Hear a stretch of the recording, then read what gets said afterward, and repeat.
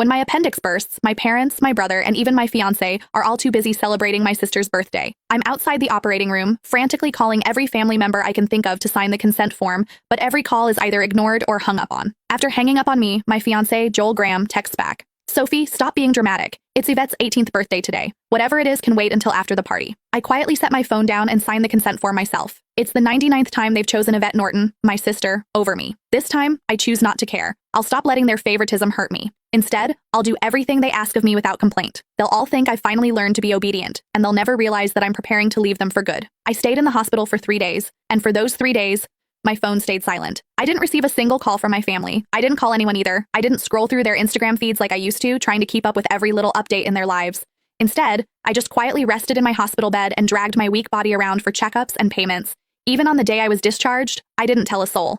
I simply packed my own things, endured the pain in my abdomen, and slowly made my way home. When I pushed the door open, the laughter inside the house abruptly stopped. Everyone was gathered in the living room. My fiancé, Joel, was sitting beside Yvette with his arm casually draped around her shoulders. The moment he saw me, he pulled his hand back and gave me an awkward smile. Soph, you're back? Where have you been these past few days? My brother, Joshua Norton, let out a cold snort. Where else would she have gone to? She just didn't want to show up to Yvette's birthday party. She always has to ruin things for her since she can't stand seeing Vivi happy. I didn't say a word. I just headed straight for my room. Joshua seemed surprised that I didn't argue with him. Normally, whenever he accused me of being selfish, I would break down in tears and desperately defend myself.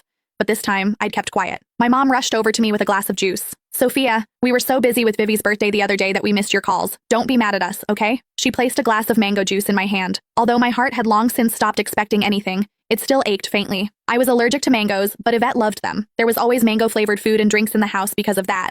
But no matter how many times I reminded them, no one ever remembered that I couldn't have mangoes. I handed the glass back to Mom and quietly stepped back. I'm not mad, I'll just go to my room. Just as I turned around, a loud noise came from the living room. Dad abruptly stood up and slammed his hand on the table. He screamed, "Why have you been walking around with that sour face ever since you came in? Your mother already apologized and even gave you your favorite drink. What's with that attitude? It looks like we've spoiled you too much." My heart twisted, and even breathing hurt. Tears blurred my vision, but I still lifted the glass from Mom's hand and drank it all in one go. I then gently set the empty glass down and wiped away my tears. I calmly looked at Dad. Yvette's the one who likes mangoes. I'm allergic to them, but it doesn't matter. I already drank it all. Can I go to my room now? Sophia, why didn't you say something earlier if you were allergic to it? Who told you to drink it? You're so stubborn. Mom panicked and quickly patted my back. Dad looked embarrassed, but he still harshly replied, "You could have just explained yourself. You've always had that unlikable attitude. You're nothing like Vivi. She knows how to communicate." Yvette's voice drifted over from the couch. "Dad, don't say that about Sophia. You'll make her sad." She sounded gentle, but the smugness in her eyes was impossible to hide. Yvette had always used my dullness to highlight her perfection. No matter what it was, she loved comparing herself to me. She would only be satisfied when she got to trample me. I should have felt hurt, but